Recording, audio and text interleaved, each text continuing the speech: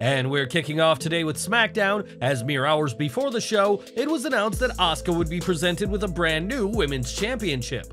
Given that the SmackDown superstar has been walking around with the Raw Women's title for weeks now, fans were expecting a change, and this week's segment indeed saw plenty of change. In the ceremony, Asuka was presented with the new title, which is virtually identical to Roman Reigns' new undisputed WWE Universal Championship, albeit with a white strap. Unfortunately for Asuka, the focus of this segment quickly shifted to the returning Charlotte Flair in her first appearance for WWE since WrestleMania 39, and the Queen wasted no time in demanding a title match. While Adam Pearce called out Flair's attempt to jump the queue, Charlotte said that she started the line and evaded Asuka's blue mist to be left standing tall. Though some may be excited for Flair's return, especially after her barn burner with Rhea Ripley at WrestleMania, it's hard to get pumped when all of this segment had an eerie feeling of deja vu.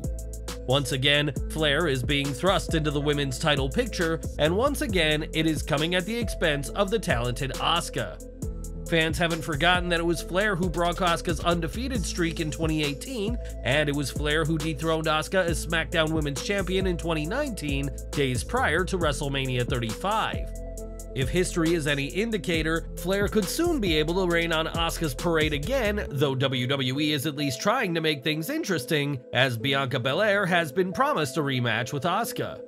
Flair, Asuka, and Belair are all immensely talented, and a triple threat at Money in the Bank could be in the works as the Japanese star's first title defense.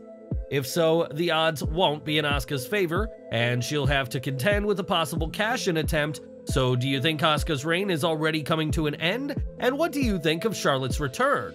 Let us know in the comments. SmackDown also saw another chapter in the saga of the Bloodline, and going into the show, all attention was on which side Jey Uso would pick, his brother Jimmy's or the Bloodline's. The segment itself ended with a cliffhanger, with Jey neither pledging allegiance to the Bloodline, nor did he reject the group entirely, but instead received a US title match later in the show. There was some interesting dialogue from Paul Heyman, who claimed that Jey is being groomed to be the next tribal chief, claiming that this is why Jimmy has betrayed his family. Heyman even went as far as to say that because of Jimmy, the Usos as a tag team were no more, and was able to arrange a US title match for Jey later in the night. It wasn't all going the Bloodline's way though, as later in the show, Sami Zayn sought to remind Jey how manipulative Roman Reigns can be, and urged him to listen to what's in your heart, not what's being put in your ear. Another brief backstage segment saw JT's issues with Heyman himself, even saying that if he is to be a part of the Bloodline, then Heyman is not. By the time of the US title match, Jey was clearly conflicted, something Austin Theory was happy to exploit, but it was an errant superkick from Jimmy Uso while attempting to save his brother that doomed Jey's title dreams. Paul Heyman watched on, pleased to see the issues grow between the two brothers in a fantastic cliffhanger end to SmackDown. Even without Roman Reigns, the Bloodline storyline continues to be captivating, and what do you think to this week's show, and what's next for Jey Uso? Share your views below. Since the Raw after WrestleMania 39, Cody Rhodes and Brock Lesnar have been engaged in a bitter feud, with both men having one victory each.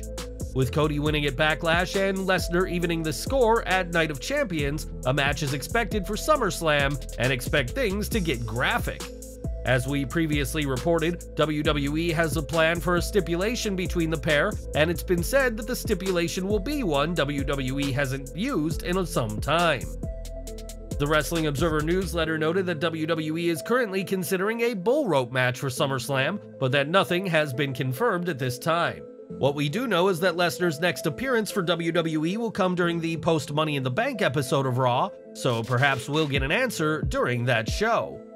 While there has been many variations, the last official bull rope match in WWE was on the September 9th, 2005 episode of SmackDown, when Batista faced off with JBL. That match was a gory affair, as have other bull rope matches, and is this the right stipulation for Rhodes vs. Lesnar 3, or would you pick something else? One name who knows all about sharing the ring with The Rock is Kurt Angle, and when you think of all-time greats in wrestling, Angle's name usually comes up in the conversation. A legitimate Olympic gold medalist, multiple-time world champion, and WrestleMania headliner, Angle is a true legend, but has quite the pick for his greatest ever moment. When asked on his podcast about his greatest moment, Kurt said that it wasn't winning a title or even a match, but an iconic segment from August 2001. He said, "I'm gonna tell you this right now, it wasn't a wrestling segment, it was the milk truck. Dousing down Stone Cold Steve Austin and Stephanie McMahon with milk and the Alliance, it was the best feeling in the world. I was on cloud 9 that night." The segment saw Angle douse the WCW-ECW Alliance with milk in a hilarious segment that would be replicated last year with Angle and Gable Steveson spraying Alpha Academy.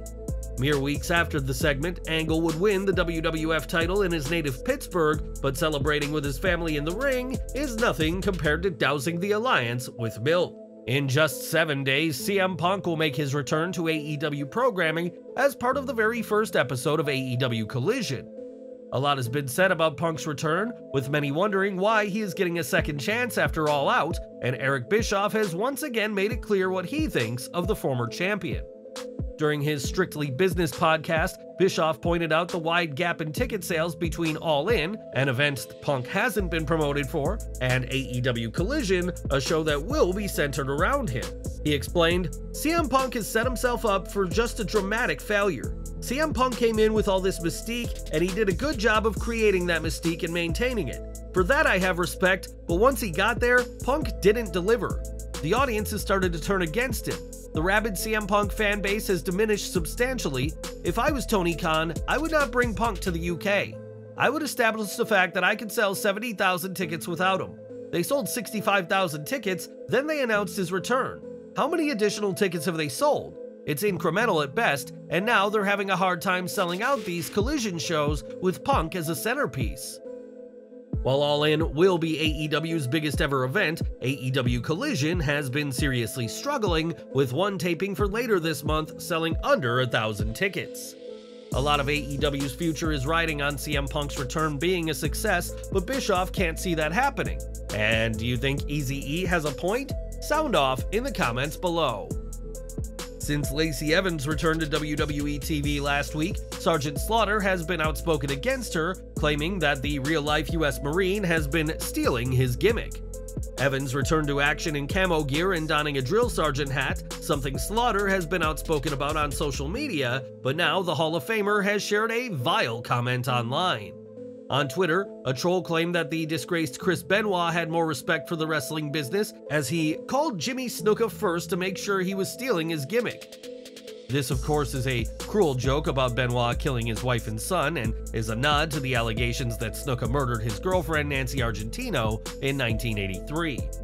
Rather than call out this vile comment or simply ignore it, Slaughter replied with an "Amen" and sent mocking posts of fans who replied to express their disgust at this comment.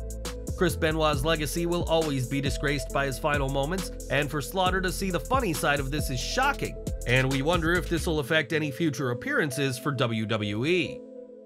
And we're ending today with Seth Rollins, as since he won the World Heavyweight Championship in Saudi Arabia, the Architect is proven to be a fighting champion. Rollins has defended his title at live events, on Raw, and is expected to defend his title against Braun Breaker in NXT soon enough, and this is very different to Roman Reigns' sporadic title defenses. Many have said that this new World Heavyweight title will be the work rate title, but when speaking to Mark Andrews on the My Love Letter to Wrestling podcast, Rollins himself wasn't a fan of the idea. He explained, "I think just kind of calling it the work rate title is a little bit underselling it. At the end of the day, the title exists because our roster is chock full of talent. There's just too much to have one champion that's not around very much.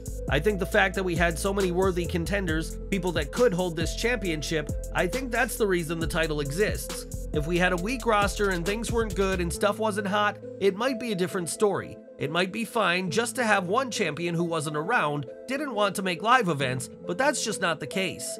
I think we're going to put in the work to build this title to be as big as any championship in wrestling." Typically, the Intercontinental title has been seen as the work rate title, and Rollins added that he feels branding Raw's top prize as the work rate title kind of make it seem not on par with the undisputed WWE Universal title. Right now, all signs are pointing to Rollins versus Finn Balor at Money in the Bank, and do you agree with Seth's comments? Let us know in our comments.